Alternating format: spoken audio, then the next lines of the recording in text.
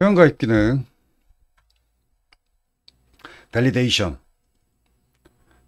스프링 폼 밸리데이션, 메이븐 디펜던시, 그 다음에 그 모델 객체하고 DTO 객체하고 변환할 때 모델 매퍼가 필요하죠. 이 메이븐 디펜던시를 폼.xml 파일에 추가해주고, 이 자동 포맷 단축키가 뭐 있지? 왜 자동 포맷 단축키가 요즘 갑자기 안 먹어?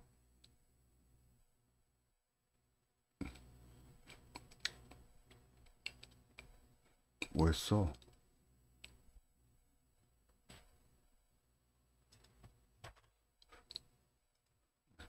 이 편집기를 다른 걸 열어서 그러나? 오픈 with 그냥 XML 에디터.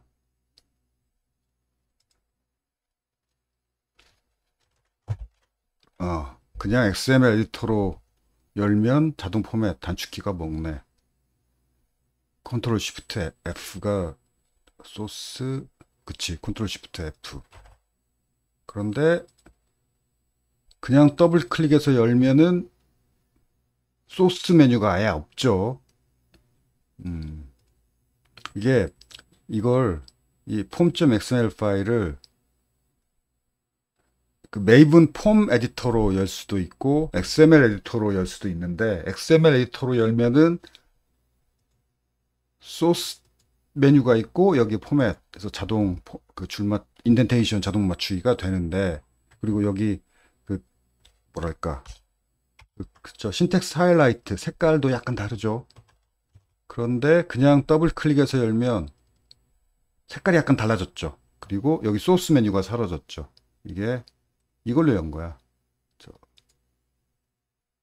아니 show open with 맵은 포메이터로 열어서 그래요. 그나저나 왜 요 색깔이냐? 이거 왜 무슨 에러지? 내가 잘못 붙여놨나? 아, 이거 하나 지워줬구나. 오케이. 오케이. 그렇고, 자, 유저 사인업, 회원가입. 회원가입 모델. 회원가입할 때 학번, 비밀번호 2번 입력해야죠. 회원가입할 때. 이름, 이메일, 사용자 유형. 사용자 유형까지 선택하는 건 좀 이상하긴 하지만 그냥 합시다. 모델 유저 사인업 하고 모델.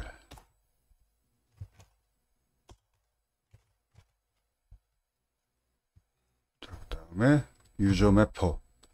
find by login name, find all. 그 다음에 insert 등록해야죠.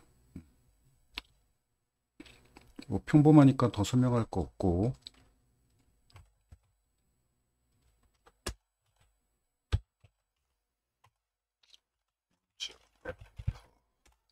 already exist야? 음, 수정.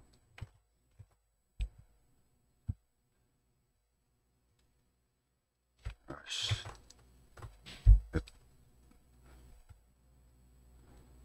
왜 이렇게 되냐면 내가 터치패드 쓰는데 손가락을 2개 하면 스크롤이고 손가락 3개 하면 이렇게 되는데, 이게 꼭 손가락 하나가 내려가. 그러니까 난 나이 든 사람은 키보드 참 마우스 터치패드 이런 거보다는 키보드가 모든 걸 키보드로. 아무튼 또 마우스보다는 터치패드가 낫더라. 아무튼 유저 서비스.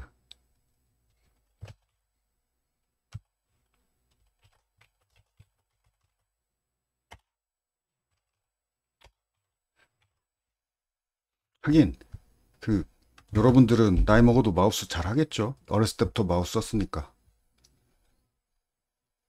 나는 어렸을 때 컴퓨터를 안 써서. 나 어렸을 때는 컴퓨터가 없었어요.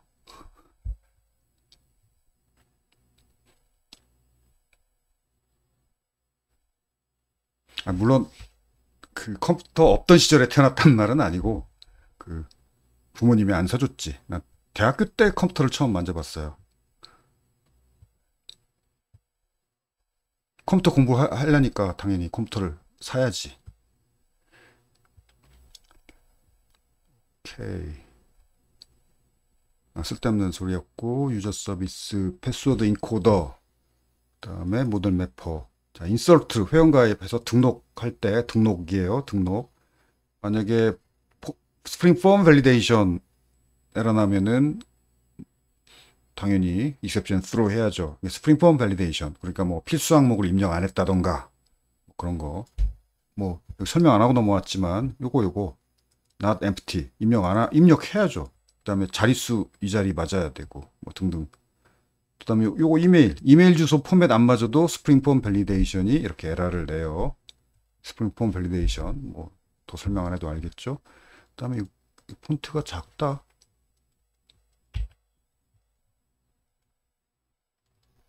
그치 9포인트지. 아 이게 줄 넘어가니까 이렇게 했구나. 줄 넘어가서 이게 낫지. 컨덴스드 3쯤이면 될 것 같은데. 오케이.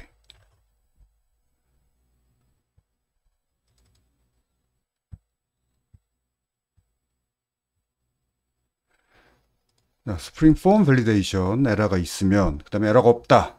스프링 폼 밸리데이션 에러는 통과했어요. 그 다음에는 비밀번호 두 개가 일치해야지. 일치하지 않으면 exception through죠. 비밀번호가 일치하지 않다.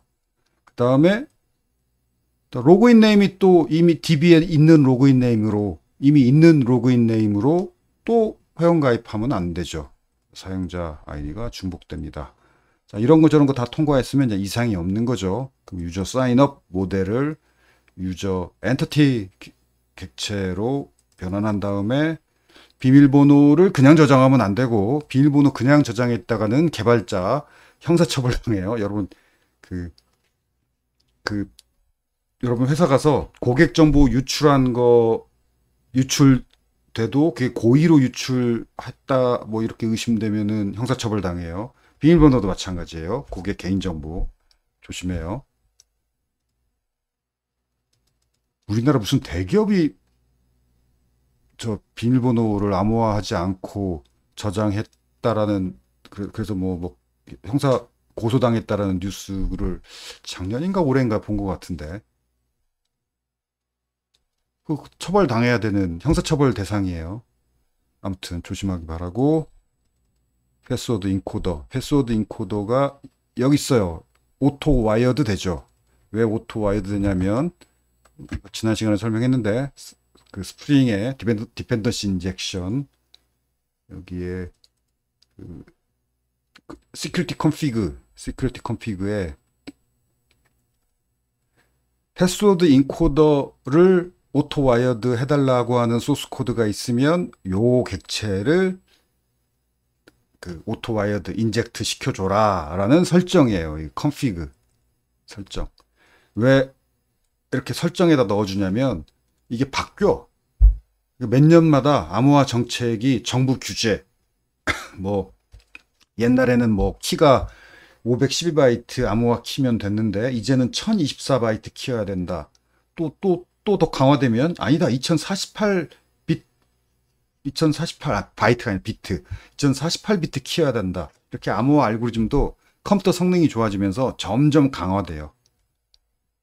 그러면 만약에 이걸 소스 코드 여기저기 비밀번호 인코딩 하는 곳이 여기저기 있어요. 거기에 이렇게 new 하고 이런 식으로 객체 만들어서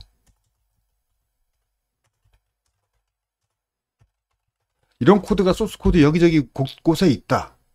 그런데 이제 정부 정책이 강화돼서 요거면 안 돼. 요 비크립트 패스워드 인코더면 안 되고 새로 나온 좀 더 강력한 인코더를 써야 돼요. 그러면 소스 코드 여기저기 뒤져가면서 이거 싹 다 찾아 바꾸는 거 귀찮죠. 이런 게 유지 보수예요. 그런데 그래서 스프링 디펜던시 인젝션을 쓰는 거죠. 이거 나중에 바뀔 것 같은데 그러면 여기다가 이게 인터페이스예요. 패스워드 그러니까 이거 타입이 그러니까 나중에 바뀌니까 이 변수의 타입도 이거였겠지. 어떤 클래스가 아니라. 왜냐면 클래스라고 고정시킬 수가 없어요. 나중에 바뀌니까. 그렇지. 패스워드 인코더라는 인터페이스의 자식 클래스들이 여러 버전이 있는데 또 앞으로도 계속 더 강력한 알고리즘들이 나올 텐데 그것 중에 하나를 이렇게 골뱅이 오토 와이어드 여기에다가 대입해서 사용한다. 이렇게만 선언해주고 소스 코드에다가는 그럼 소스 코드는 이제 뭐 디크립트 패스워드 인코드가 아니라 더 강력한 것을 사용해 돼야 된다라고 정책이 바뀌어도 이렇게만 구현했으니까 뭐 수정할 필요가 없죠. 소스 코드는 수정할 필요가 없고 이 컨피그만 수정하면 되죠. 컨피그에서 이제는 디크립트 패스워드 인코더로는 부족해. 더 강력한 뭘 사용해야 돼. 그럼 여기만 바꿔주면 되죠. 즉 수정해야 될 것들을 다 컨피그에 몰아주는 거예요. 컨피그에. 그래서 소스 코드 여기저기 귀찮게 힘들게 뒤지고 다니면서 수정할 필요 없고 소스 코드들은 다 뭐랄까 수정 안 할 거니까 이거죠. 이게 다 하나하나가 라이브러리예요. 여기 디펜던시 이거 라이브러리야. 즉 이게 다 뭐뭐점 자르야. 이게 다 뭐뭐점 자르로 이미 빌드돼서 라이브러리. 그러니까 이렇게 라이브러리로 만들어 놓고 즉 뭐뭐점 자르로 빌드해 놓고 그렇게 빌드된 채로 그냥 사용하는 거예요. 그리고 매번 달라지는 부분은 이 컨피그 클래스만 수정해서 그러니까 프로젝트가 커지면 프로젝트 전체를 하나의 자루로 빌드하는 게 아니라 프로젝트를 부분별로 이렇게 그 모듈이라고 해요. 모듈별로 예를 들어서 뭐 이렇게 모듈을 어떻게 여러 가지 기준으로 나눌 수 있는데 아무튼 적어도 컨피그 부분은 하나의 모듈로 분리돼 나와야죠. 왜냐하면 컨피그 부분은 비교적 자주 수정되는 부분이니까. 그래서 수정돼야 될 부분들은 이렇게 컨피그로 몰아주는 거죠. 그래서 유지보수성이 향상되는 거. 뭐 지난 시간에도 설명했지만 다시 한번 설명을 했어요. 오케이. 여기 이렇게 그래서 컨피그에 설정된 대로 그 컨피그에 설정한 그 인코더 패스워드 인코더 객체가 자동으로 오토 와이어드 돼서 그걸로 여기 패스워드를 이건 모델 클래스죠. 모델 클래스의 get password 1, get password 2 패스워드 1, 패스워드 2는 어디 갔지? 요거는 혹은 이건 그 사용자가 입력한 거예요. 화면에서. 그래서 입력한 내용 그대로야. 여기는 입력한 내용 그대로 리퀘스트 파라미터가 서버로 전달돼서 받았어요. 그걸 DB에 저장할 때는 반드시 이렇게 암호화해서 인코딩 해가지고 셋한 다음에 저장해야 돼요. 안 그러면 그 개발자가 형사처벌 당할 수 있어요. 개발자도 사장도 위험해요. 잘리겠지. 그쵸. 잘리는 이슈예요. 형사처벌 대상이니까. 오케이.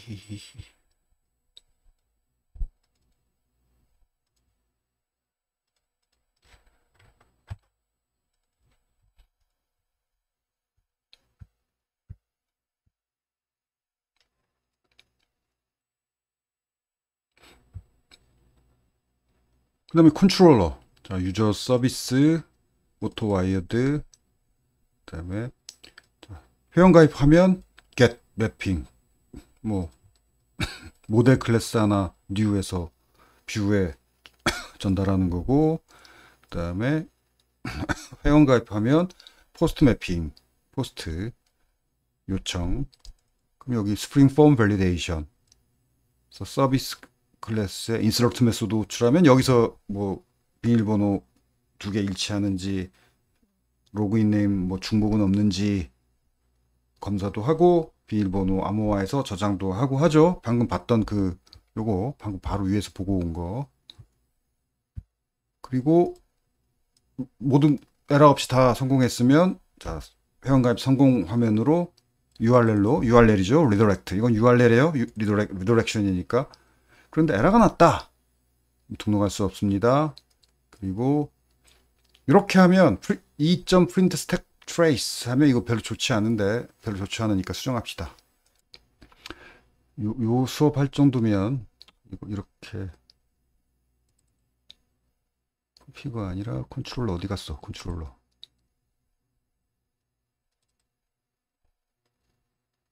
어디야? 홈 컨트롤러야? 홈 컨트롤러. 자, 홈 컨트롤러 SLF4J SLF4 로그 메시지 출력이 좋은데 SLF4J 롬복의 기능이에요. 로그 메시지 출력을 위한. 이거 배웠죠? 수업에서 얘기했었죠. 그러니까 그걸 씁시다. 이미 배웠으니까 로그.err 간단한 설명, 간단한 메시지, 뭐라고 해야 되나? 에러.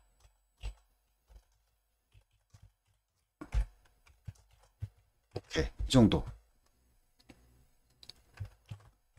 노트도 업데이트 합시다. 폰트를 내가 키워놨지. 10. 다음에 줄간격. 백그라운드 색은 없고. 아이씨, 귀찮게 이게 하나하나 지워줘야 되더라고.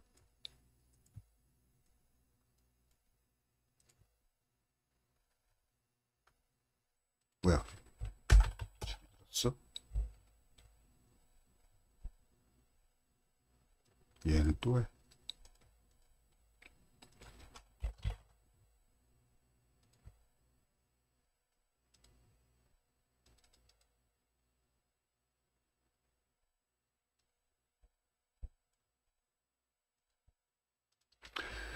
오케이. 뭐 이거 설명 안 해도 알겠죠? 이 로그 객체, 로그 메시지, 개발자들이 보기 위한 로그 메시지. 저 로그 객체를 사용하려면 롬복의 기능인데 골뱅이 SLF4J 롬복 기능이에요. 그러면 이걸 붙여주면 이 클래스 내에서 로그 객체를 사용할 수 있고, 그렇죠. 에러 메시지 출력은 로그.에러 그리고 간단한 메시지, 그 다음에 그 에러 익셉션 객체, 그럼 익셉션 객체에 들어있는 자세한 내용이 다 로그에 출력이 돼요. 그리고 개발할 때는 그 로그 메시지 출력이 이클립스 스프링 툴 스위트 그 콘솔 창, 그리고 서버일 경우는 서버의 그 로그 파일에 저장이 돼요. 이렇게 하는 게 맞고. 오케이. 그리고 에러가 없으면 이 사인업 석세스 이 URL로 리더렉트하고, 에러가 있으면 회원가입 화면이 다시 뜨는 거고. 뭐 이거 알죠? 스프링 폼 밸리데이션에서 뭐 설명했던 내용이니까. 오케이. 그 다음에 스프링 폼 밸리데이션 뷰 파일. 이거 스프링 시큐리티를 구현했기 때문에 이게 있어야 된다라고 얘기했죠.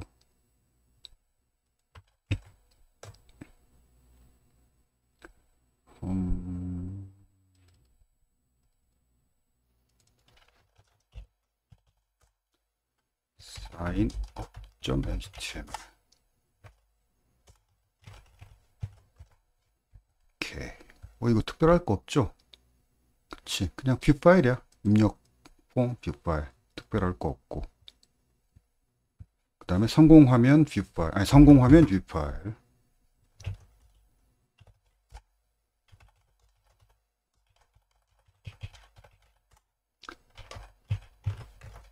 오케이.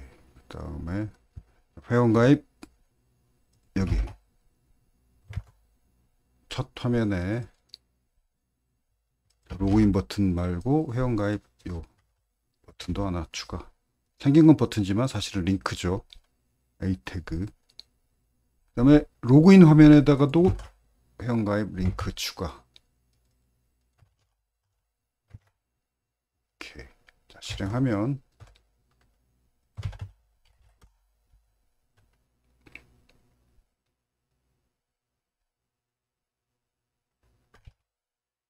에러 없이 실행됐고, 여기 첫 화면에도 여기 회원가입 버튼이 있고, 로그인 화면에도 회원가입 버튼이 있고, 회원가입 버튼 누르면 회원가입 화면으로 넘어오고, 여기서 아이디 중복, 이건 중복일 거야. 나 당연히 중복이죠. 이미 있으니까. 입력 안 하면 스프링 폼 밸리데이션에 걸리고,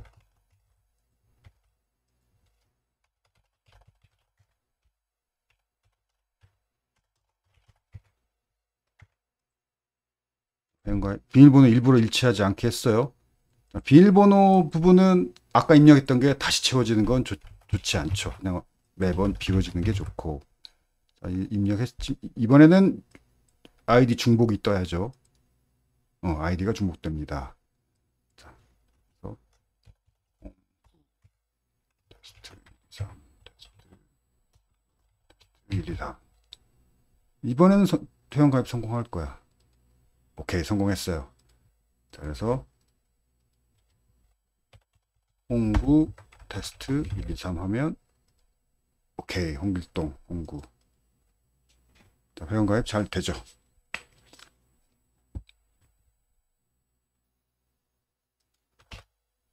뭐 회원가입 기능 뭐 별로 어려울 게 없었고, 그 다음에 OAuth to GitHub 로그인.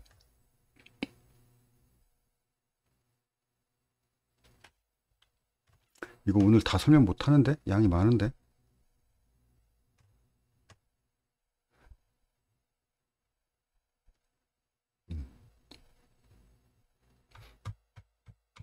이건 다음 주에 록강 만들어서 올릴게요. 이번 주는 지금 기말이라서 바빠. 채점할 것도 많고, 학생 성적 문의 답할 것도 많고. 자, 오늘은 여기까지 하고, 이 내용은 물론 17주차까지, 오늘 16주차지. 16주차까지만 녹강 올리려고 했는데, 다음 주 또 녹강을 올릴 거고, 아마 다음 주가 17주차죠. 17주차 녹강 올리는 칸은 없지만, 뭐 아무 데나 올리면 되지. 게시판에다가 링크 올려도 되고. 자, 그렇게 합시다. 자, 이 삭제하시겠습니까? 이 모달 다이얼로그, 이 구현 우리가 몇 번 사용했었는데 자세한 설명은 그 뒤로 미뤘죠. 자, 마지막 녹강으로 설명을 합니다. 이 구현을 처음 우리가 구현해서 사용하기 시작한 게 여기 11번 투두앱 넘버 2 강의 노트예요. 여기에 보면 여기 처음으로 구현했어요. 26페이지 모달 다이얼로그. 프론트엔드 앱은 화면 디자인이 반인데, 화면 디자인이 반인 프론트엔드 앱에 이런 못생긴 컨펌 대화 상자가 등장한다는 건 이건 뭐 말이 안 돼요. 백엔드라면 몰라도. 스프링 개발자가 이런 컨펌 다이얼로그를 사용한다. 뭐 그건 충분히 있을 수 있는 일이에요. 백엔드 개발자니까 스프링. 근데 프론트엔드 개발자가 이런 컨펌 이 못생긴 다이얼로그를 사용한다? 이건 있을 수 없는 일이에요.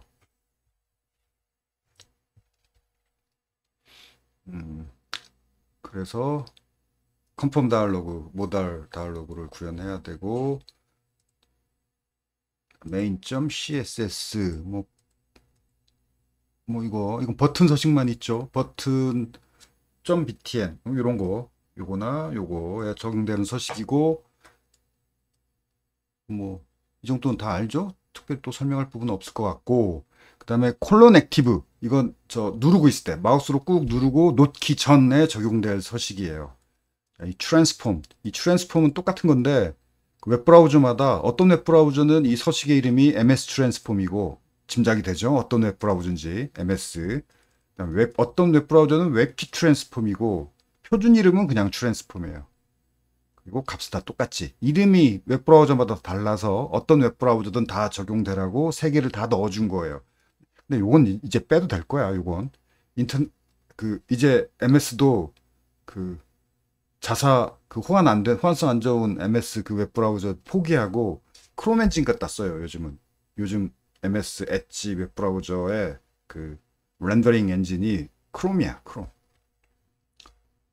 아무튼 그래서 마우스로 누르고 있을 때는 살짝 Y축으로 2픽셀 증가가 아래 방향이에요. 아래쪽으로 2픽셀 내려가고, 백그라운드는 약간 어두운 회색, 약간 어두운, 이것보다 조금 어둡다는 거죠. 그리고 단색으로 변한다. 그래서 눌려진 시각 효과가 느껴져요. 오케이. 컨펌 모달 드디어. 여기 설명을 아예 안 달았나? 달았지? 그치. 자, 이 서식이 더 중요한데. 백드롭. 백드롭이 뭐냐면, 이 모달 대화 당자라는 것은 뭐냐면, 지금 투두 구현은 없으니까 그냥 넘어가고, 우리 그, 지난 시간에 했던 스튜던트 3에도 이 컨펌 모달을 사용했죠. 이걸 실행해 봅시다. 먼저 제이슨 서버 백엔드를 먼저 이렇게 돌려야 되고, 그 다음에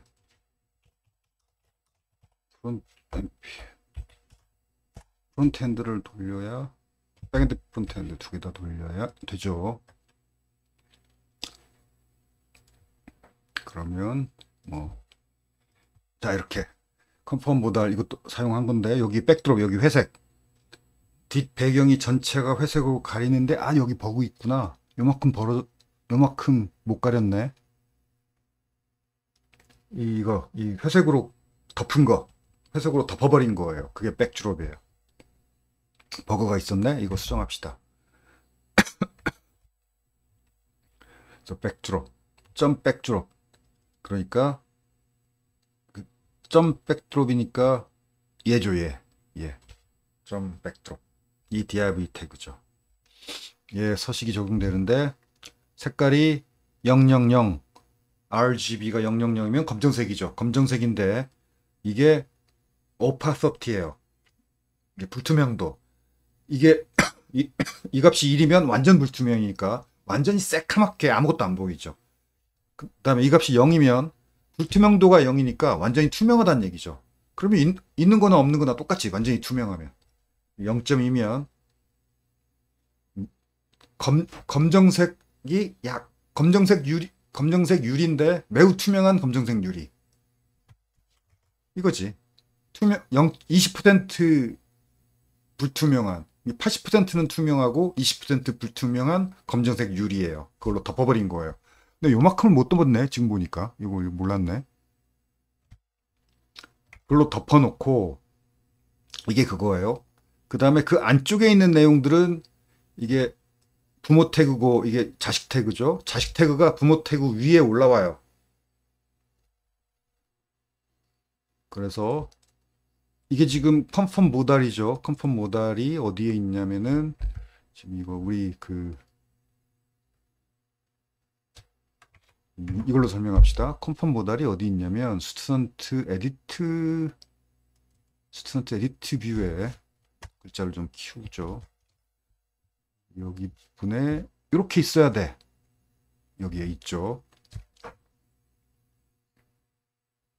여기에 있는데, 스튜던트 에디트에 컴포넌트 모달 얘가 있어요. 즉,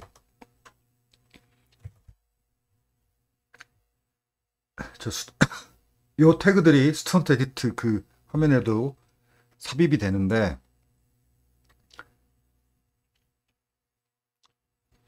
그런데 포지션 픽스드죠. 여기 밑에 설명이 있어요. 포지션 픽스드 인 태그는 다른 태그들 위에 떠 있게 돼요.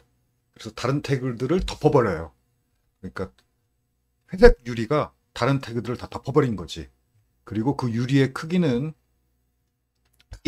레프트 탑,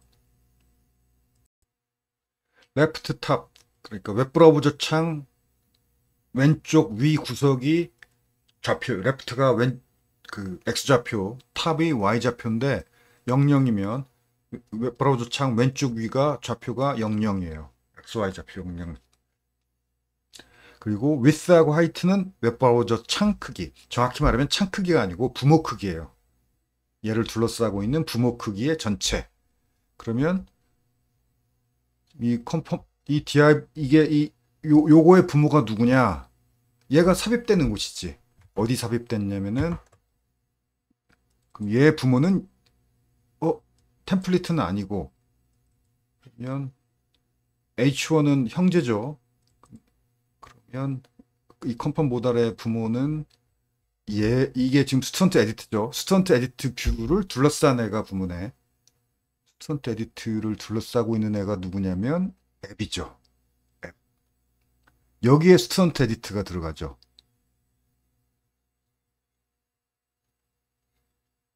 이거구나. 이 마진 때문에. 이 부모 영역. 이 영역을, 그러니까 지금 라우터 뷰에 화면 컴포넌트가 라우터 뷰 이 영역에 들어가요. 그래서 스튜던트 에디트 뷰 이 화면도, 이 컴포넌트도, 화면 컴포넌트도 거기에 들어가는데, 여기 라우터 뷰. 라우터 뷰는 이 라우터 뷰가 화면 컴포넌트 태그들로 교체가 돼요. 교체. 이걸로 교체가 돼. 템플릿은 아니고 그냥 이건 묶었을 뿐이고. 얘는 부모가 아니잖아. H1은 형제지. 부모가 아니고 템플릿은 그냥 묶었을 뿐이고. 얘 부모는 요것들이 스턴트 에디트 뷰가 화면 컴포넌트고, 요거를 교체해 버리니까 화면 컴포넌트들이 얘를 교체하죠.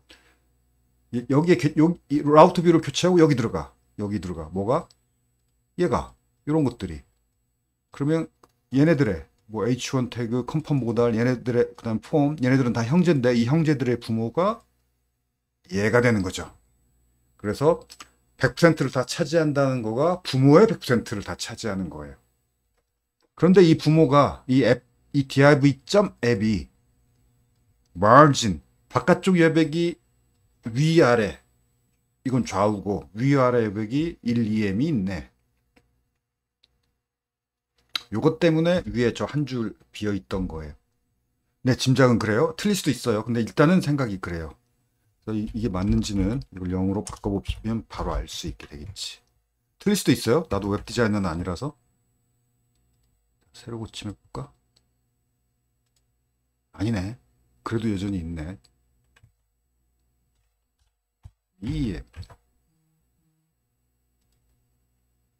아니다. 얘는 확실히 아니다. 1이든 2이든 아니니까. 그럼 뭘까?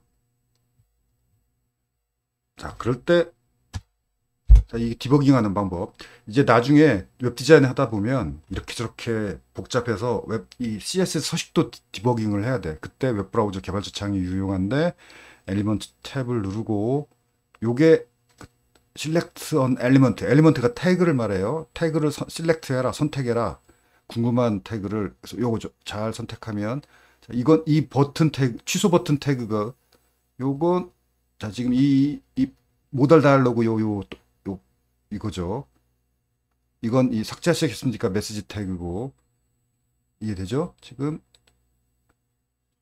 이게 바로 이 백드롭, 딱, 이 색깔이, 자, 이 색깔이, 이거 살색이라고 해야 되나? 살구색이라고 해야 되나? 살구색이 마진이야. 마진 값이야. 삭제하시겠습니까? 이 태그가 div, 여기 보이죠? 위에 div.message라고. 지금 여기 위에 딱 팝업으로 뭐가 나왔죠? div.message고, 마진 값. 이 살구색으로 보여주는 게 마진인데, 저기 팝업 보면 마진 16픽셀이라고 나오죠? 마진 16픽셀이에요. 그 다음에 살구색이 아니라 이거 뭐라고 해야 되지? 연두색은 아니고 뭐라고 불러야 되나 이 색을. 아무튼 저건 패딩이에요. 그래서 여기 팝업에 보면 이거 div.modal인데 패딩 값이 위아래 16픽셀, 좌우 48픽셀이라고 나오죠. 위아래 16, 좌우 48 패딩이에요. 그리고 이 푸르딩딩한 색, 이게 컨텐츠야. 내용. 그래서 삭제하시겠습니까? 내용이고, 그 삭제했습니까? 바깥에 이 살구색 혹은 살색, 이건 margin, 바깥쪽 여백. 그다음에 여기서도 이 푸르딩딩한 이 푸른색, 이게 내용이고, 그다음에 저 그냥 초록색이라고 봅시다. 초록색. 저것은 패딩. div.modal의 패딩이고, 패딩의 크기는 여기 팝업에 위아래 16픽셀, 좌우 48픽셀이라고 나오죠. 자, 요거 내용 부분이 저 푸르딩딩한 부분이 내용이면 저게 백드롭이겠지. 백드롭이 저 크기지. 그런데 저 위에 저게 살색이네? 그러면 마진이네? 그럼 백드롭에 마진이 있나? 누구의 마진이지? 색으로 볼 때는 마진이에요. 이거 디버깅 해봅시다. 여기 나오네. 여기 화면 아래쪽 왼쪽 구석을 보세요. 지금 선택된 게 div. backdrop 맞죠? 얘가 백드롭이에요. div. backdrop. 자, 마진이 24픽셀 위라고 적혀 있네. 24픽셀 위에. 자, 이 div. backdrop의 마진이 24픽셀이야. 내가 마진 값을 줬나? 그랬어? 자, 그러니까 요 부분이 이 백드롭의 마진이래. 자, 그러면 백드롭에 내가 마진 값을 줬어? 기억이 안 나. 어디 갔어?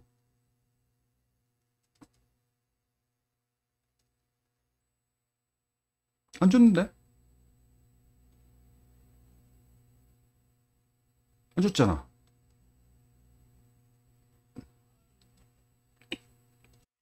자, 이래서 CSS 서식도 디버깅을 하게 되는데 안 줬지만 그 상속 이런 개념이 있어요. 이게 다른 곳에 준 서식 때문에 영향을 받아요.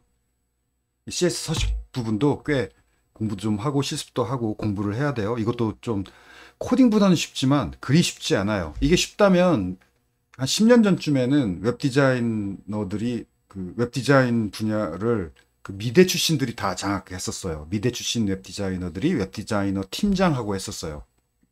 그런데 점점 그 포토샵이나 일러스트레이터 같은 툴을 웹 디자인에서 좀 멀리하고 한 10년, 20년 전에는 플래시, 포토샵, 일러스트레이터 이런 툴 엄청 많이 있었어. 특히 한 20년쯤에는 그게 다였어요. 그때는 뭐 웹 디자인 하면 미대 출신들이었죠. 근데 점점 그런 툴들을 멀리하고 이런 CSS 서식 이런 걸 점점 많이 쓰는 그 뭐랄까 그런 식으로 발전하다 보니까 이런 건 개발자나 그 이 CS 서식도 그래도 개발자 입장에서나 쉽지 웹 디자이너 입장에서는 너무 어려운 거죠. 그래서 웹 디자이너 미대 출신 웹 디자이너들은 적응 못하는 사람들이 많죠. 그래서 이 CS 서식 부분도 여러분이 그 프론트엔드 개발자가 되겠다면은 진지하게 열심히 공부해야 돼요. 이거 프론트엔드 개발자는 웹 디자인이 반이야. 정말로 반이야. 그리고 그게 쉽지 않아요. 자, 이 부분 말 나온 김에 디버깅 해봅시다. 나도 지금 원인을 몰라. 근데 어떻게 디버깅 해야 될지는 알아. 자, 다시. 자, 아이고. 다시. 요거 실렉트 엘리먼트. 그러니까 웹브라우저 개발자 창에 엘리먼트 탭 누르면 요게 보이고 이 실렉트에서 마우스를 클릭하지 말고 갖다 대기만 하는데 이거 맞아요. 여기 화면 왼쪽 구석에 뜬 저 팝업에 보면 div.backdrop이라고 지금 이 화면 왼쪽 아래 구석 div.backdrop 저거 맞죠? 맞고 저기에 margin 24픽셀이라고 나와. 근데 소스 코드에는 마진 안 줬죠. 이게 어딘가에서 물려받은 거예요. 그걸 디버깅 해야 돼. 왜 어디에서 물려받아서 마진 윗부분에 마진 24픽셀이 있는 건가? 자, 이제 클릭을 하면 돼요. 이제 클릭을 하면 여기에도 반영이 돼요. 여기도. 다시. 그러니까 지금 예를 들어 얘를 클릭했으면 내가 얘를 클릭했거든. 얘를. 그럼 지금 클릭한 태그의 내용이야. 그런데 여기 마우스를 지금 올리만 놓는 거예요. 올리만 놓고 이거 맞는 것 같다.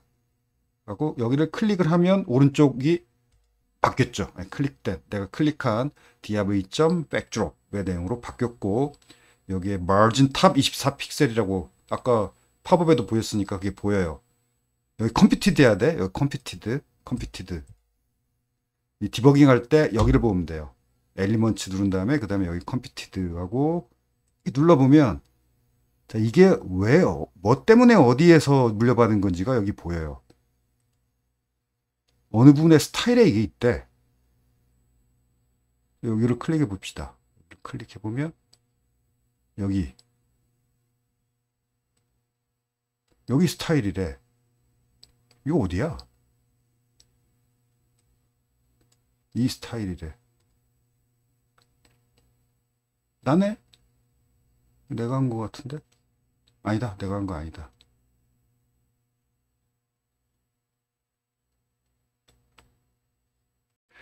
다시 이게 내용은 큰데 화면이 작아가지고 잘 안 보여요. 그래서 지금 웹브라우저 개발자 창이 기본적으로 이 한 화면을 분할해서 쓰기도 하지만 화면이 좁을 때는 이걸 누르면 이게 분할이에요. 좌우로 분할, 상하로 분할. 그래서 웹브라우저 개발자 창 좌우 분할인데 오른쪽이 웹브라우저 개발자 창. 이건 상하 분할. 이거 좌우 분할인데 왼쪽이 웹브라우저 개발자 창. 왼쪽, 오른쪽. 그리고 이건 창 분리예요. 두 창을 따로. 독 스타일. 자, 그러면 웹브라우저 개발자 창, 실제 웹브라우저 창 따로 해요. 이렇게 해야 좀 화면이 넓어지지. 그리고 기능은 같아. 그래서 이렇게 하고 백드롭 선택됐죠. div 2점 백드롭 클릭 하면 지금 div 2점 백드롭이 선택됐어요. 자, 이제 여기만 궁금하니까 얘를 올리고 div 2점 백드롭이 지금 점 백드롭 클래스 백드롭 선택됐고 이쪽에서 컴피티드 이 스타일즈는 그냥 내가 소스 코드에서 그 적용한 바로 그 서식이 보여요. 여기가 이거 백그라운드 컬러 포지션 레프트 탑 위스 하이트가 내가 소스 코드에서 부여한 서식 그대로. 소스 코드 보면 백그라운드 컬러 포지션 레프트 탑 위스 하이트 소스 코드는 딱 이거죠. 그래서 여기 웹브라우저 개발자 창도 이 스타일 눌러보면 바로 소스 코드에 부여한 딱 그것만 보여요. 근데 사실은 소스 코드에 부여한 이거 말고도 여기저기 다른 데에서도 서식을 적용받아요. 그게 컴피티드야. 여기저기서 적용받은 것까지 다 종합을 한 거. 종합을 한 것을 보여줘요. 종합을 했더니 아까는 없던 마진 탑이 여기 붙어 있어요. 이 마진 탑이 어디에서 온 거냐? 여기 회색으로 이 부분 때문이라고 알려주는데 이게 여기를 클릭하면 그게 어딘가 보여줄 거예요. 이게 아까 잘 안 보여서 창을 이렇게 연 거고 미리 이걸 줄여놓고 자 이게 어디야? 이거 클릭해 보면 여기래. 여기 맞아? 여긴가 보네? div rest child 이게 프론트엔드는 코드가 좀 빌드하면서 뒤섞여요. 좀 수정이 되고. 근데 이게 아마 내가 짠 코드인데 섞여 들어간 거 같아. 좀 이렇게 약간 변형된 것 같아. 그쵸? 여기 알려주네. 이게 원래 어디 있었다. 스턴트 에디트 뷰에 있었다라고 알려주네. 그쵸? 내가 짠 거 맞는 것 같아. 소스를 봅시다. 아무튼 마진 탑 2.5 EM 준 거 이것 때문이야. 이게 적용이 된 거예요. 스턴트 에디트 뷰에 서식에 요거네. 마진 탑 이거 아까 어디 갔지? 아씨 갔다 왔더니 이거다 이거 div 요 부분은 그 빌드 되면서 추가로 들어간 거고 div 콜론 레스트 차일드 마진 탑 2.5 패딩 레프트 2 그렇죠? div 레스트 차일드 패딩 탑 2.5 패딩 레프트 2 이거 맞죠? 맞아요. 그런데 빌드 되면서 요게 요 부분이 요 데이터 대시 v 대시 뭐뭐뭐는 빌드 되면서 추가된 부분 영역이고 이거예요. 이게 적용됐대. div 콜론 레스트 차일드 뭐냐면 여기서 적용한 서식이 지금 이 페이지의 자식 컴포넌트에도 지금 컴포넌트 모달이 요 스턴트 에디트에 포함되어 있죠. 스턴트 에디트에 포함되어 있는데 그쵸? 스턴트 에디트에 적용한 이 스타일이 포함된 이런 이걸 자식 컴포넌트라고 부릅시다. 자식 컴포넌트에도 적용이 돼요. 그래서 생긴 현상이야. 그래서 div rest child 나는 이거에만 주려고 적용한 서식인데 이게 마지막 rest child가 마지막 div죠.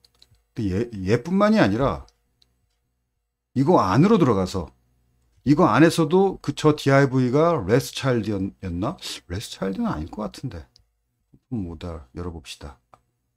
하나 딸랑 있으니까 이걸 rest child 취급을 하나 보네.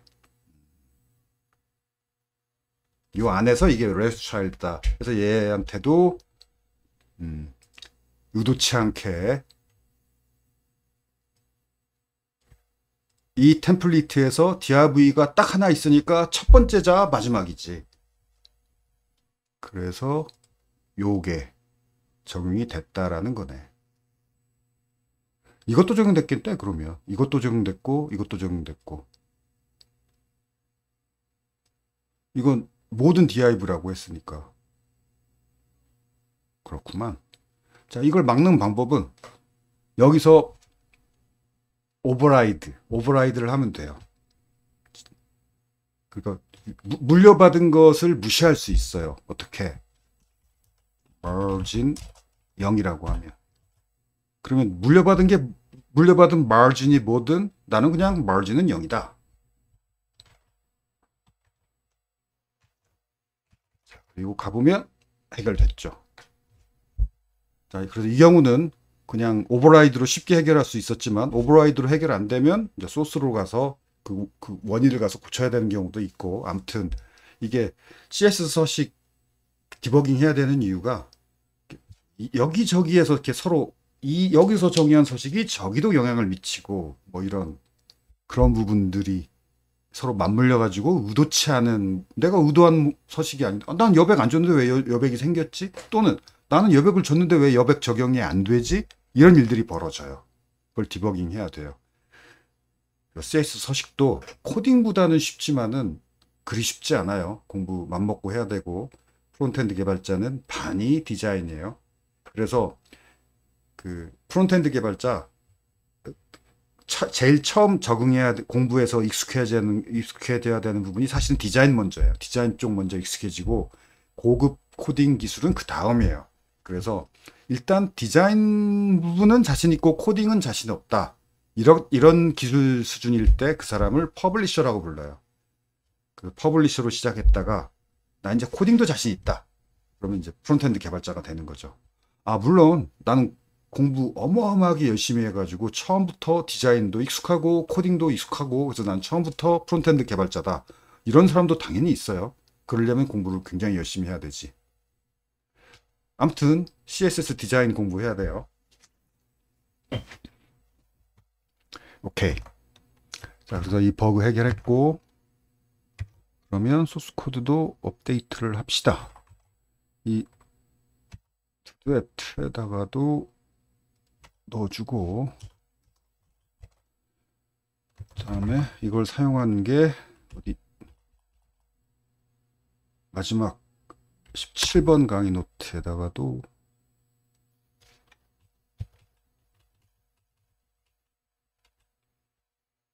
여기는 없구나. 이게 수정한 거라서 여기서 이걸 수정 안 했지. 16번 강의 노트에 등장하나?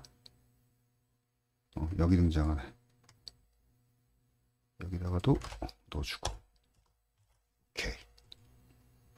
자, 그러면 그 버그가 해결돼서, 자, 이제 이렇게 다 뒤졌고, 백드롭이 다 뒤덮죠?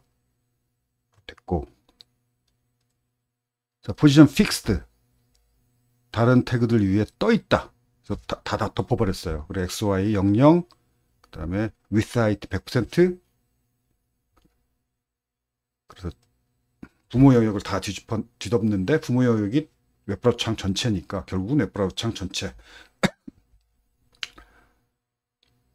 자, 그래서 다 뒤덮었기 때문에, 뒤덮었기 때문에 클릭을 하면 아래 태그가 보이긴 하지만 유리 아래에 있는 거야. 클릭하면 유리를 클릭하는 거예요.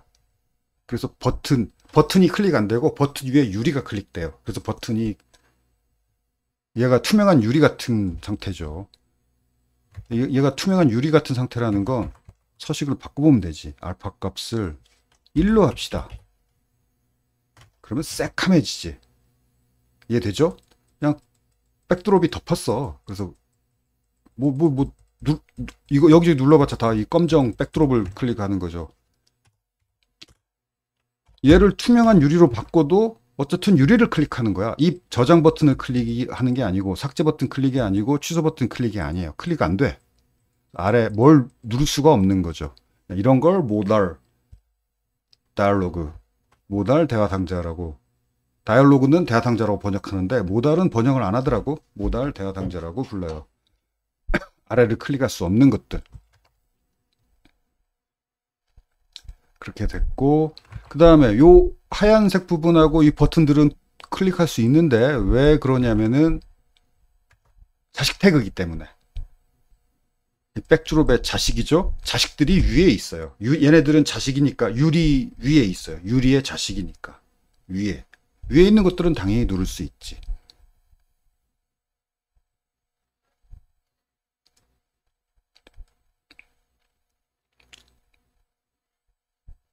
그 다음 모달 대화 상자 서식. 자, 이게 점 모달, 그 유리 위에 있는 요거예요. 포지션 렐러티브, 부모 영역, 부모로부터 좌표 지정을 하겠다. 부모 영역에서 레프트 50%, 레프트 50%면 부모 영역의 딱 한가운데, 탑은 30%. 그러면 이게 30%, 여기까지가 30%고 여기서부터 여기까지가 70%라는 얘기예요. 3대 7. 이 탑이 3대 7. 근데 레프트가 50%면 여기 5. 근데 5대 5 아니죠? 이게 좁고 이게 더 크잖아. 정 가운데 있잖아. 5대 5 아닌데. 그쵸? 어떻게 된 거냐면은 이것만 있다면 얘가 여기까지 밀려야 돼요. 이게 정가운데니까. 레프트가 여기 정가운데 50%. 근데 이건 레프트가 아니라 센터가 정가운데죠. 어떻게 된 거냐면은 이 CSS의 좌표를 센터가 어디 이렇게 지정하는 방법은 없어요. 레프트로 지정해야 돼요. 그래서 어떻게 하냐면 레프트를 50%라고 한 다음에 그러면 원래 여기로 와야 돼. 그걸 말로 하지 말고 얘 때문인데 얘를 지워버리면 자 이제 여기 이 레프트가 50% 정가운데예요. 5대 5 맞죠? 이 한가운데예요. 여기가 탑은 3대 7. 여기가 탑이 3대 7. 자, 그런데 이거 이상하잖아. 약간 왼쪽으로 와야죠. 얼마만큼 왼쪽으로 와야 되냐면 이 사각형 크기의 50%만큼 왼쪽으로 가야죠. 그렇죠? 50%가 이만큼이니까 요만큼 요 길이만큼 이 하얀색 박스의 width의 50%만큼만 왼쪽으로 가면 정확히 정가운데로 가겠지. 자, 그게 이거예요. transform translate 마이너스 50%. 여기 50%는 부모 영역의 50%인데 여기 50%는 나 자신의 50%예요. 나 자신이 점 모달이니까 얘죠. 요 하얀색 div 박스. 50%인데 그냥 50%면 오른쪽으로 가. 플러스 방향은. 얘도 플러스 방향은 아래로 가. 그런데 이게 마이너스 방향은 왼쪽. 얘는 위야. 위로 왜 올라갔나? 아, 그러면 이게 여기가 30%가 아니라 25%인가? 아, 25가 아니지. 얘는 당연히 가야 되는데 얘는 왜 갔지? 이것도 해보자. 기억이 안 나네. 위로는 올라갈 필요가 없는데 이렇게 하면 어떻게 돼? 이렇게 되는데 얘도 마이너스 50% 하면 저장 버튼 누르기 전에 여기서 자 저장 버튼 눌렀어요. 그치 올라가지. 그럼 여기가 3이 아니라 그러니까 여기를 다시 0으로 이게 3대 여기가 3대 7이겠네. 이게 3대 7인데 탑이 30%. 근데 마이너스 50%에서 좀 더 위로 올라갔네.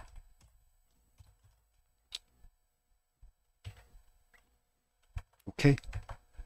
그러니까 좌우로는 한가운데 있는 게 예쁘지만 위아래는 꼭 중앙에 있을 필요 없죠. 약간 위에. 얘도 약간 밑에 있는 학생 수정 박스도 약간 위에 있으니까 얘도 약간 위에 있는 게 낫지. 그래서 내가 올렸나 보네. 아무튼 오케이. 근데 좌우 한가운데는 중요해요. 그 기법이 이거예요. 레프트 좌표 50% 트랜스폼. 이런 거 소소한 팁이야. 이런 팁들을, 그러니까 그 인터넷 보면 이제 CSS 뭐 이런 자료들 많이 있는 그런 뭐 블로그에서 잘 정리해 놓은 곳도 있고, 인강도 있고, 뭐 책도 있고, 그런 거 이것저것 많이 뒤져보면서 따라해 보면서 공부하면 돼요. 따라해 보면 눈으로 보이니까 어렵지는 않아요. 많이 읽고 많이 따라해 보면 되는 거예요. 백그라운드 컬러는 당연히 흰색이고, 박스 섀도우 그림자가 그려져 있나? 아, 약간 그려져 있죠. 그림자 약간 있지. 여기 그림자, 이 그림자 이 서식에 대해서 설명했으니까 또 안 할 테니까, 강의노트 어디 기억 안 나는 사람은 강의노트 쭉 뒤져봐요. 어딘가 자세히 적어놨어. 자, 모서리 둥근 정도, 글자 크기의 60%만큼 둥글게. 그쵸, 여기 모서리 둥글지. 글자 크기의 60%만큼 둥글고, 여백, 안쪽 여백, 텍스트 라인은 한가운데, 센터. 그 다음에 메시지가 얘예요. 삭제하시겠습니까? 요거. 여기 메시지야. 여기 요거. 이거 마진 있었죠? 마진. 아까 그 마진 값 1, 2M. 근데 아까 웹브라우저에서는 16픽셀이라고 보이죠? 1, 2M이 16픽셀인가 보네. 자, 버튼도 마진이 0.3, 2M 있고. 자, 요 서식으로 이렇게 보이는 거예요. 뭐, 자, 요 정도 서식만으로 이런 컨펌 다이얼로그를 그려낸 거지. 자, 이렇게 그려내는 게 먼저야. 이 그려내는 게 반이야. 서식으로 내가 원하는 화면을 그려낼 수 있느냐. 이거 공부 안 하고 안 해보면, 훈련 안 하면 안 돼요. 그 다음이 이제 기능 구현인데, 이게 처음에 안 보여야 돼. 그쵸? 새로 고침하면 처음에는 안 보여야 돼. 그런데 이때 보여야 돼요. 이 기능을 어떻게 구현할 건가? 이건 VIF야. VIF. 보였다 안 보였다 하는 게 VIF죠. 근데 이건 보였다 안 보였다가 자주 왔다 갔다 하면 VShow고, 아주 가끔 안 보이면 쭉 안 보이고, 보이면 쭉 보이고, 상태 변화가 빈번하지 않으면 VIF, 상태 변화가 빈번하면 VShow. 이건 아주 가끔 필요한 거니까 상태 변화가 빈번하지 않지. 대부분 얘가 필요 없죠. 대부분의 경우에는. 그러면 VIF고, 비저블 속성값이 true이면 보이고, 비저블 반응형 상태값이 true이면, 왜 내가 자꾸 속성이란 말을 쓰냐면, 작년 1학기까지는 그 옵션 API로 강의했기 때문에 그때는 이게 속성이었어. 근데 작년 2학기부터 컴포지션 API로 바꿨는데, 그래서 반응형 상태, 컴포지션 API부터 반응형 상태예요. 그래서 내가 지금 반응형 상태를 꼭 속성이라고 말하는 경우가 가끔 있을 거예요. 습관이야. 몇 년 동안 이게 속성이었기 때문에. 아무튼 비저블 반응형 상태 값이 true이면 보이고 아니면 안 보인다. 백드롭 자체가, 백드롭과 그 안의 내용이 이해되죠? 처음에는 이게 false니까 처음에는 안 보이지. 그런데 삭제 버튼을 처음에 새로 고침 처음 안 보여야 돼. 근데 삭제 버튼 누르면 보여야 돼. 자, 그런데 이 삭제 버튼은 스튜던트 에디트에 있는 삭제 버튼이에요. 그런데 이 비저블 반응형 상태는 스튜던트 에디트의 반응형 상태가 아니라 컨펌 보달의 반응형 상태야. 그래서 이건 좀 어려운 코딩 기법이에요. 그래서 지금 뒤에 설명하는 거예요. 자, 스튜던트 에디트에 있는 삭제 버튼이 이를 눌려지면 얘가 추가돼야 돼. 컨펌 보달에 있는 비저블이. 그러면 다른 컴포넌트에 있는 반응형 상태 값을 다른 쪽에서 바꿀 수 있느냐? 안 돼. 그건 안 돼요. 다른 컴포넌트의 반응형 상태를 마음대로, 반응형 상태는 일종의 프라이빗하다라고 생각해도 좋아요. 그래서 다른 컴포넌트의 반응형 상태를 마음대로 수정하는 것은 편법을 쓰면 되긴 하는데 그건 편법이고 바람직하지 않은 편법이에요. 그건 안 좋아. 그럼 어떻게 해야 되느냐? 다른 컴포넌트에 있는 함수나 메소드, 옛날이면 메소드였는데 지금은 이제 함수죠. 컴포지션 API는 함수지. 다른 컴포넌트의 내부의 반응형 상태를 직접 건드리는 것은 안 되지만 다른 컴포넌트의 함수를 호출하는 건 돼. 자, 그래서 스턴트 에디트에 삭제 버튼을 누르면 이 비저블이 true로 바뀌어야 되고, 그래서 true로 바뀌면 얘가 보이겠죠. 그런데 얘를 직접 건드려서 true로 바꾸냐? 그건 안 돼. 그렇지만 이 컴펌 모달에 비저블은 직접 건드리면 안 되지만 컴펌 모달에 오픈 함수를 호출하는 건 이건 돼.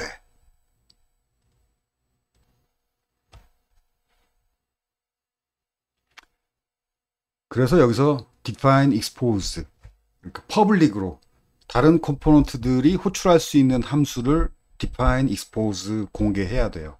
아무거나 호출할 수 있는 게 아니라 define expose 된 것만 호출할 수 있어요. 그리고 사실은 반응형 상태도 expose 할 수 있기는 한데 안 좋아요. 별로 좋지 않은 코딩이고, 좋은 코딩은 이렇게 함수만 오픈하는 거예요. 객체 지향, 자바에서도 자바 언어 배울 때 그런 거 배웠는지 모르겠지만 다른 클래스의 메소드를 호출하는 건 당연히 되지. 근데 다른 클래스의 멤버 변수를 건드리는 건 바람직하지 않다는 말을 자바 언어 배웠을 때 배웠을 거예요. 다른 클래스들끼리 서로서로 메소드 호출하는 건 당연히 오케이야. 근데 서로서로 상대편의 멤버 변수를 건드리는 건 이건 안 돼요. 객체 지향 관점에서 바람직하지 않아.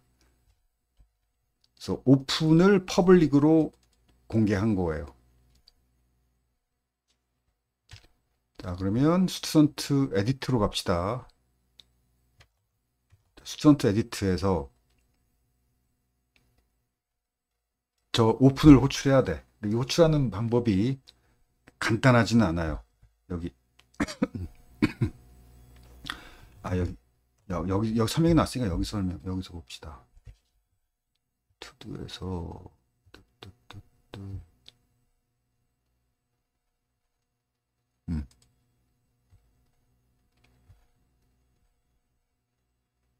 여기 설명이 났어요. 여기서 이 투두 11번 강의노트, 그 부모 컴포넌트, 지금 이게 스튜던트 에디트, 여기서는 그냥 앱 컴포넌트가 부모예요. 여기서 컴펌 모달 컴포넌트를 거느리고 있죠. 지금 여기서 자, 이 열기 버튼 누르면 얘를 보이게 만들어야 돼. 그러면은 오픈 함수를 호출해야 돼. 오픈. 여기서 expose한 오픈을 호출해야 돼요. 근데 어떻게 호출할 수 있느냐? 이게 좀 간단하지 않아요. 뭘 해야 되냐면, 자, 이 ref가 필요해요. ref하고 modal, 여기도 ref, modal, 이게 필요해요. 이게 두 개가 필요해요. 여기 ref, modal, 이거 두 개가 필요한데, 이것은 반응형 상태죠. modal이라는 이름의 반응형 상태를 만드는 함수죠. 초기값은 null. 이게 반응형 상태인데 초기값은 null이야. 그리고 여기다 다시 또 ref하고 modal 또 넣어줘. 얘는 이제 함수가 아니고, 여기 등장하면 이건 함수 아니지. props지. message props, ref props. 그리고 여기에다가 이 반응형 상태를 넣어줬죠. 이게 뭐냐면, 이 컴펌 모달, 이 컴포넌트 객체 인스턴스의 참조 주소, 참조를 영어로 reference라고 하죠. reference 주소, reference address, 이 reference 참조 주소를 이 반응형 상태에 넣어달라라는 지시자예요.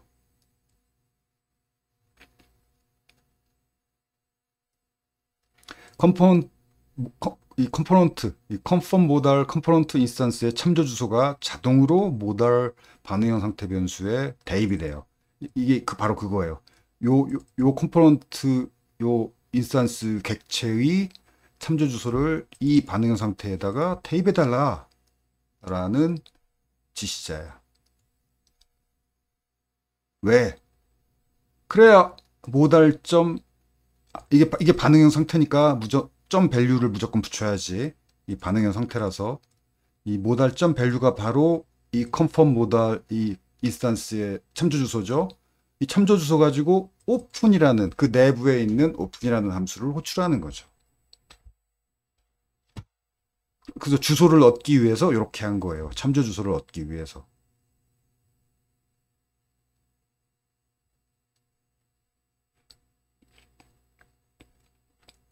그러면 왜 여기서 그냥 초기 값을 널로 했느냐?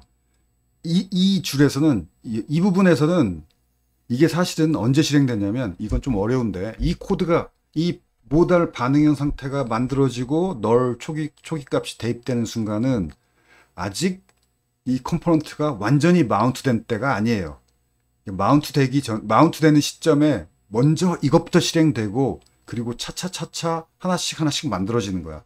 그래서 요거 만들어지는 게 먼저고, 그 다음에 얘네들이 만들어져요. 이게 먼저야.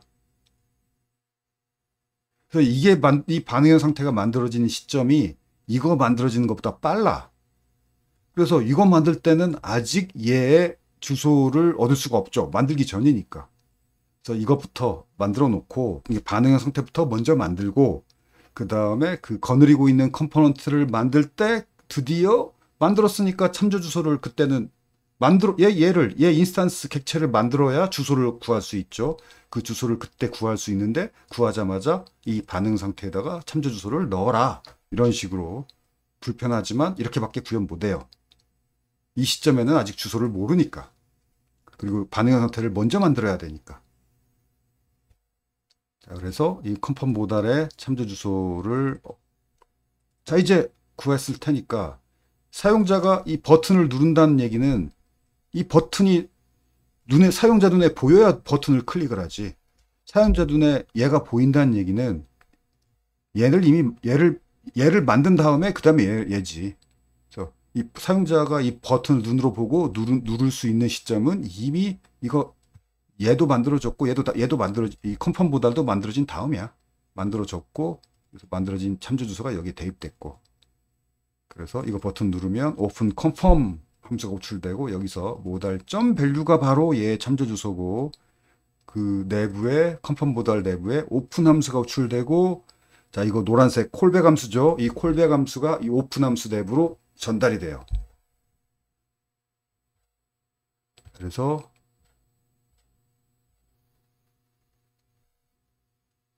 자, 콜백 함수가 전달됐고, 그래서 콜백 함수를 액션 콜백에 이건 그냥 평범한 변수에다가 대입해 놓고 비저블을 비저블 상태를 true로 변경하면 이게 짠 보이죠. 그리고 콜백 함수, 받았던 콜백 함수는 바로 호출하지 않고 이 변수에다가 대입만 해놨어요. 그리고 이게 이제 보여요, 화면에. 여기서 사용자가 취소 버튼 누르면 캔슬이 호출되고 비저블이 false가 돼. 그럼 이제 안 보이지. 안 보이고 아무 일도 안 일어나. 안 보이기만 해. 그런데 확인 버튼 누르면 OK가 호출되고, 이때는 아까 여기서 이걸 받았던 이 콜백 함수를 호출을 한 다음에 비저블을 false로 해요. 그럼 그 콜백 함수가 뭐냐면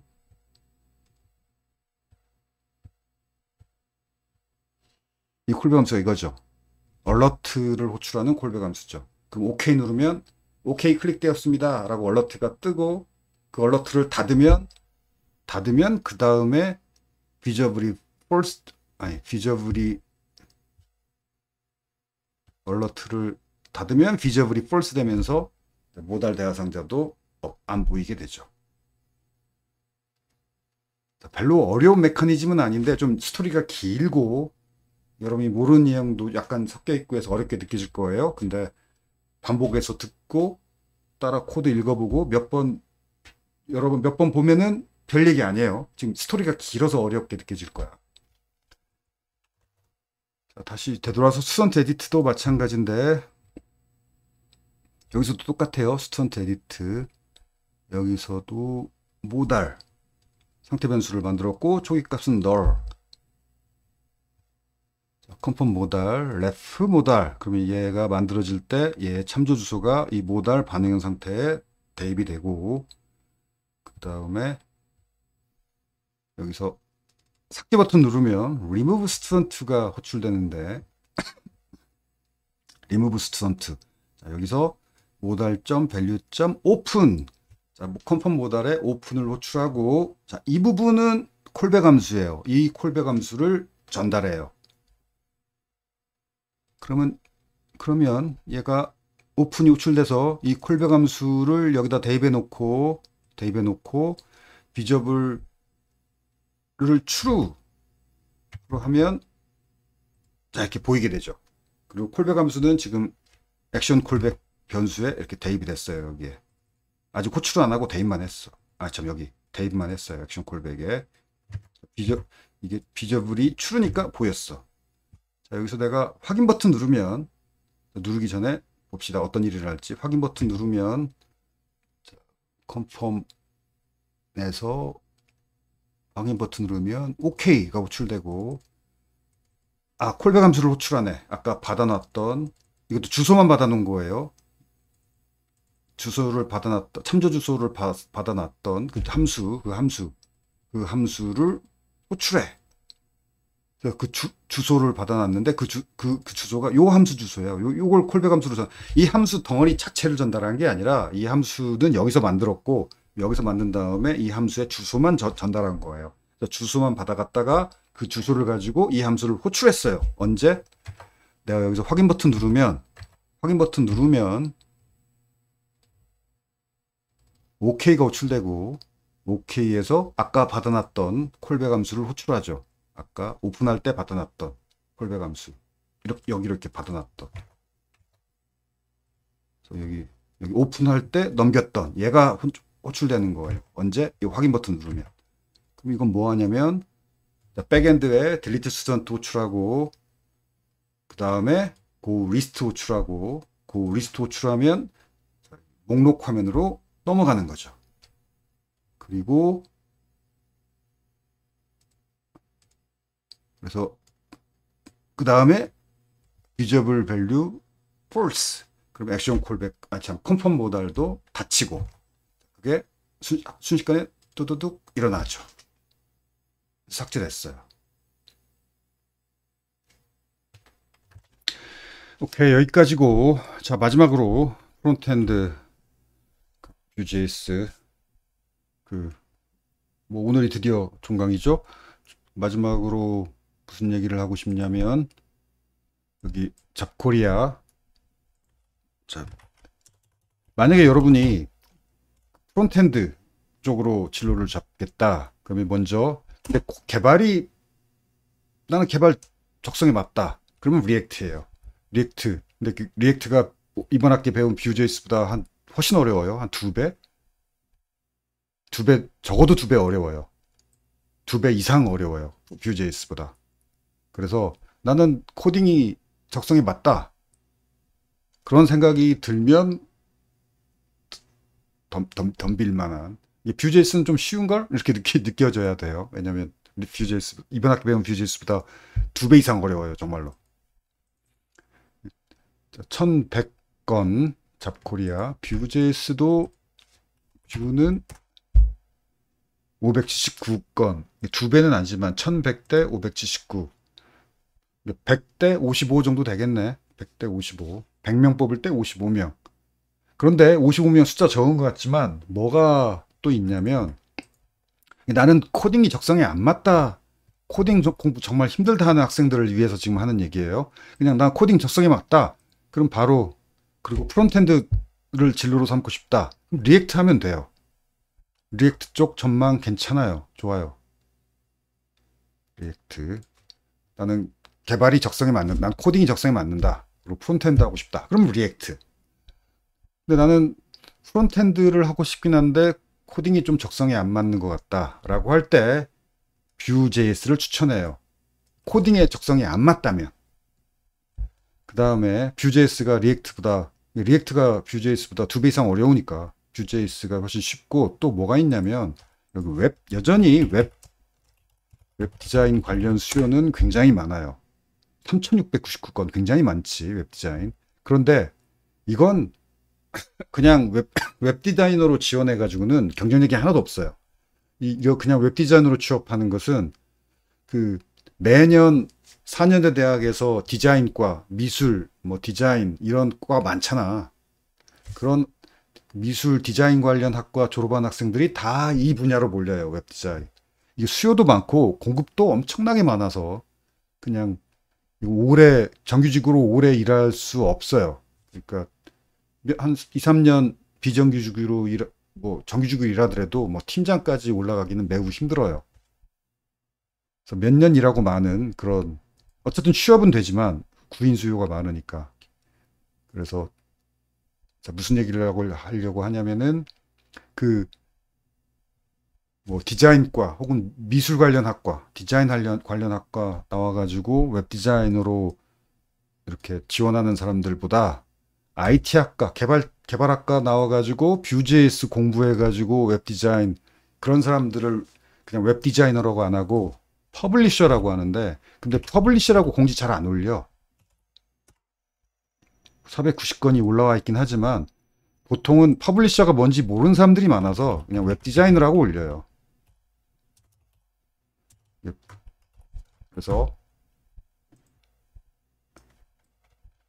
웹 코딩 전혀 못하고 디자인 쪽만 하는 웹 디자이너. 퍼블리셔, 웹 퍼블리셔. 그 다음에 프론트엔드 개발자. 이건 리액트여야 되고, 난 프론트엔드 개발자겠다. 리액트여야 되고, 플러스 웹 퍼블리셔 플러스 프론트 개발자. 이건 Vue.js. 그 다음에 HTML, CSS 위주이면서 얘는 그냥 HTML, CSS, 포토샵, 일러스트레이터 뭐 이런 툴들이죠. 툴들 많아요. 디자인 관련 툴들. 그래서 근데 이쪽으로는 그 디자인과 미술 관련 학과 나온 그 많은 학생, 그런 과들 많잖아. 대학마다 다 있어요. 그런 학생들과 그런 졸업생들과 경쟁해야 되기 때문에 경쟁이 엄청 빡세고, 따라서 월급이 낮아요. 그리고 그 올해 뭐 경력 뭐 5년, 10년 차까지 일하기도 힘들어. 그런데 이쪽이 이렇게 개발자까지 가야 그래도 경력, 개발이 양도 많고 기술 발전도 빠르고 쉽지 않잖아. 개발이 뭐랄까, 대학생 막 졸업한 애들이 디자인은 대학교 막 졸업한 애나 10년 차쯤 경력 쌓인 사람이나 디자인 실력 차이가 그렇게 크지 않아. 그래서 굳이 10년 차 연봉 많이 올려주고 10년 차를 데리고 일할 필요가 별로 없죠. 그래서 연봉 오랜 연차로 뭐 진급하면서 일하기가 쉽지 않은데, 개발자는 안 그래요. 개발 쉽지 않잖아. 그리고 기술 발전 속도도 어마어마하고, 뭐 10년 차, 뭐 15년 차 이렇게 일할 수 있으려면 개발자여야 되죠. 무슨 얘기를 하려고 하냐면, 나는 코딩 적성이 맞다. 그럼 뭐 이렇게 뭐 뷰가 좀 쉬워요. 뷰 전문 프론트엔드 개발자든, 아니면 나 코딩 잘한다. 리액트 전문 프론트엔드 개발자든 그렇게 취업하면 되고, 근데 난 코딩이 좀 힘들다. 적성이 잘 안 맞다. 그러면 뷰하고 HTML, CSS하고 같은 비중으로 공부해가지고 그 뷰 코딩 가능한 웹 디자인도 할 줄 알고 뷰 코딩도 가능하고, 그래서 이렇게 지원하는 거죠. 웹 퍼블리셔, 웹 디자인도 가능하고, 요거하고 요거 중간쯤으로 취업하는 거죠. 이러면 경쟁력이 있어요. 그러니까 아직은 내가 졸업하자마자라서 뷰 실력이 부족하지만, 그래서 웹 퍼블리셔 일까지 겸하지만 전문 프론트엔드 개발자로 개발 공부 계속하는 게 나의 목표다. 그거 회사에서 환영하는 일이죠. 자, 간단한 요약. 난 코딩 적성 맞다. 프론트엔드 진로를 삼으려고 하는데 난 코딩 재미있고 적성이 맞다. 그럼 리액트. 코딩이 좀 어렵다. 그럼 뷰를 고려해 보라라는 거죠. 왜냐하면 내가 보기에 뷰보다 리액트가 2배 어려우니까. 오케이. 자, 마칩시다. 오케이. Vue.js 프론트엔드 개발 한 학기 강의. 오늘이 마지막이고 종강이고, 종강하면서 마지막으로 프론트엔드 개발을 진로로 하려고 하는 학생을 위한 간단한 짧은 조언. 나는 코딩이 적성에 맞다. 그리고 프론트엔드를 진로로 하겠다. 그러면 리액트예요. 1112건 구인이에요. 지금 잡코리아 구인. 그리고 나는 프론트엔드를 진로로 하고 싶은데 코딩이 적성에 맞는지 모르겠고 코딩이 좀 힘들다. 그럼 뷰를 고려해 볼 만해요. 그래서 리액트 1112건보다는 구인이 적지만 578건, 대충 반보다 약간, 한 리액트를 100건이라고 할 때 55건, 53건, 50%보다 약간 위, 그 정도죠. 어쨌든 뽑긴 뽑잖아. 그쵸? 뭐 취업이 안 된다 정도의 숫자는 아니에요. 구인이 578건이니까. 왜 뷰를 고려해 보냐고 하냐면, 내 생각에는 리액트가 뷰보다 한 2배 어려운 것 같아요. 대략 2배. 그래서 나는 코딩이 좀 적성에 안 맞다. 좀 힘들다. 그러면 뷰가 2배 쉽다는 거죠. 리액트보다. 그리고 뭐 여전히 뭐 취업 안 될 정도로 채용 수가 적은 것도 아니고. 더군다나 웹 디자인은 수요가 엄청 많아요. 3,700건. 그다음에 비슷한 직종으로 퍼블리셔라고 있어요. 490건. 그러니까 웹 디자인은 그 디자인 학과, 뭐 미술 관련 학과 나와서 딱 취업할 수 있는 그런 기술 직종. 정말로 디자인 위주. 디자인 툴 가지고 포토샵, 일러스트레이터 뭐 이런 각종 툴 이용해서 디자인하는 거예요. 옛날에는 한 10년, 20년 전쯤에는 그런 툴 위주로 디자인하는 게 대세였죠. 근데 지금은 점점 해서 옛날에 20년 전쯤에는 어도비 플래시도 많이 썼어요. 근데 어도비 플래시는 완전히 퇴출됐고, 포토샵, 일러스트레이터도 가급적 적게 쓰고 HTML, CSS, 자바스크립트, 뭐 SVG 같은 표준 웹 기술로 웹 디자인하는 게 요즘 트렌드, 추세예요. 그래서 점점 퍼블리셔가 웹 디자이너보다 뜨고 있어요. 그래서 경쟁력이 퍼블리셔, 웹 디자인 툴보다도 그런 약간의 자바스크립트, Vue.js, 그다음에 HTML, CSS 잘 알아야 되고, 또 SVG라고 또 있어요. 웹 관련 SVG, 뭐 웹 친화적인 벡터 파일 포맷 등등 뭐 이런 거 있어요. 이쪽으로. 자, 그래서 즉 프론트엔드를 진로로 하고 싶은데 나는 그 코딩에는 좀 적성이 좀 그렇게 맞는 것 같지 않다라고 하면, 이쪽 퍼블리셔 쪽으로도 공부할 거 엄청 많아. 아까 말한 SVG도 그렇고, 그다음에 그러니까 웹 퍼블리셔라고 해서 회사에서 어떤 인력이 필요하냐면, 그러니까 간단한 Vue.js 코딩도 할 줄 알고, 당연히 자바스크립트 할 줄 알아야 되겠고, 그다음에 jQuery라고 옛날부터 많이 쓰던 라이브러리. Vue.js는 자바스크립트 최신 라이브러리가 Vue.js고, 그다음에 옛날부터 썼지만 여전히 많이 쓰는 옛날 라이브러리가 jQuery예요. 이건 쉬워요. Vue.js보다 좀 쉬워. 옛날부터 썼는데 Vue.js가 더 어려운 거지.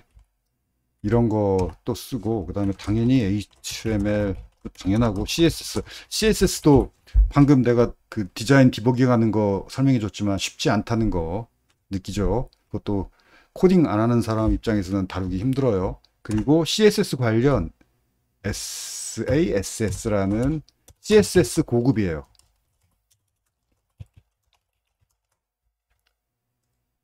SASS 여기 뭐 검색해보면 나올 거예요.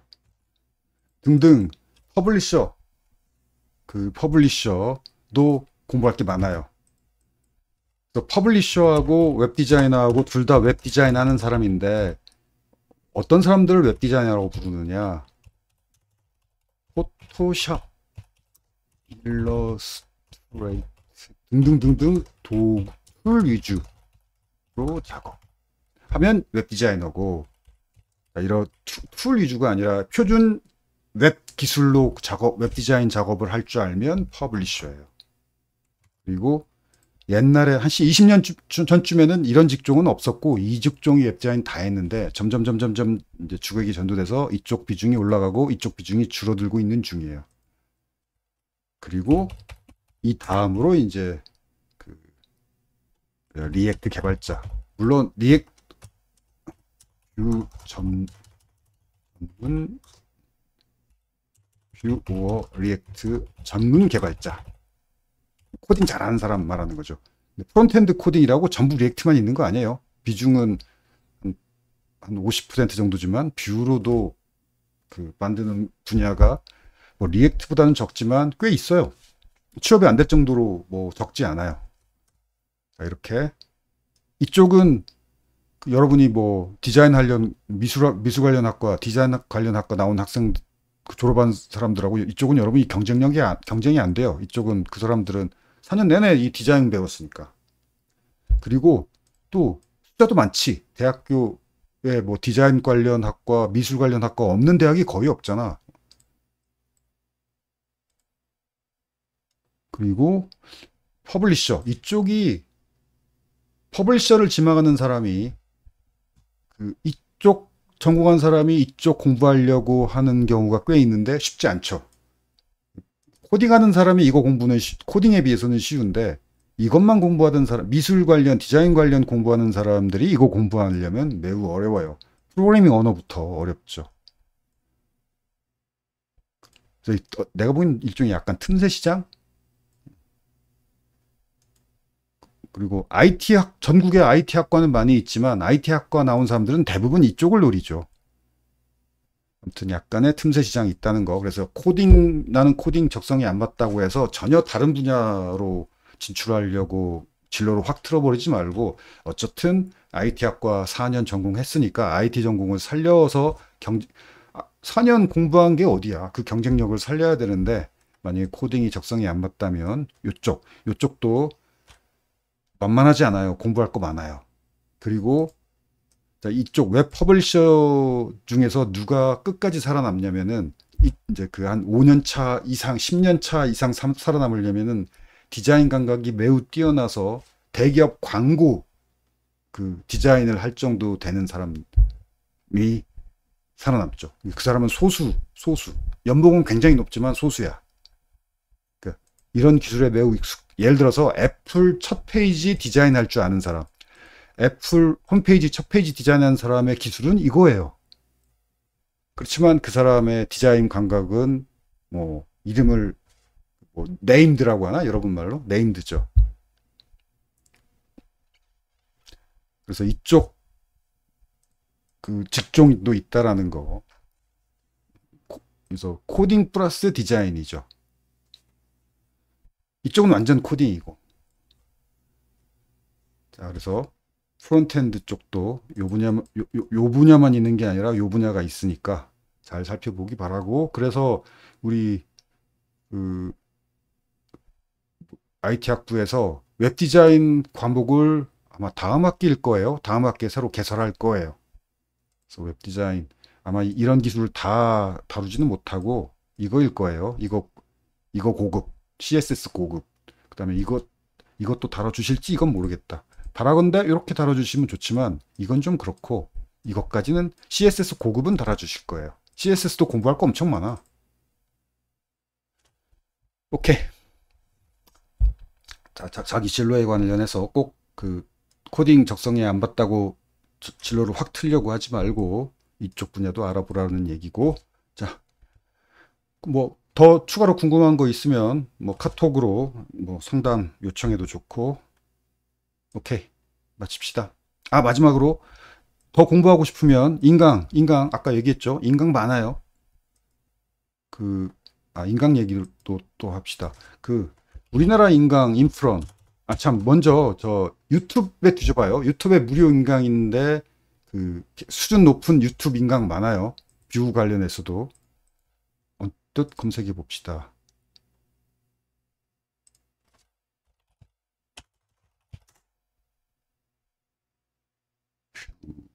이건 모르겠고.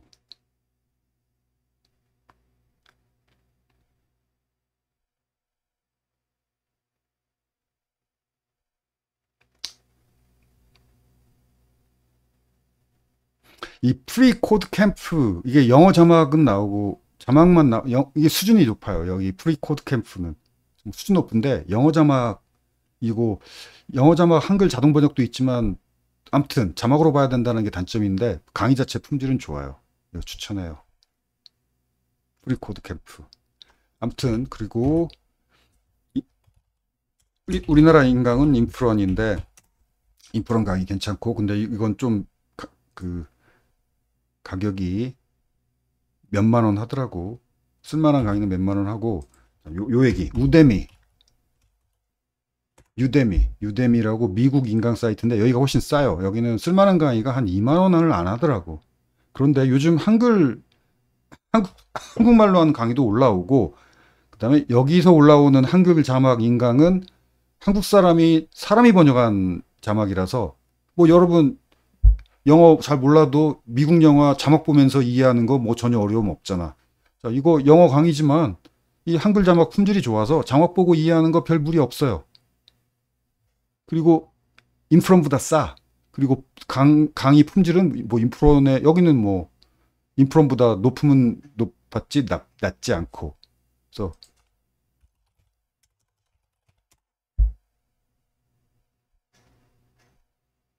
미리 구매하지 말고 여기 이거 보면 가끔 여기 세일도 하더라고. 여기 지금 세일하네. 16,000원. 그래서 저 인프론보다 인강이 싸요. 여기가. 자, 이렇게 인강 가지고 인강 몇 개 따라서 쭉 만들어 봐도 훨씬 처음에 초급일 때는 인강 따라해 보면서 공부하는 게 훨씬 쉽죠. 한글 자막 있는 인강 여기 많이 있으니까. 오케이. 마칩시다.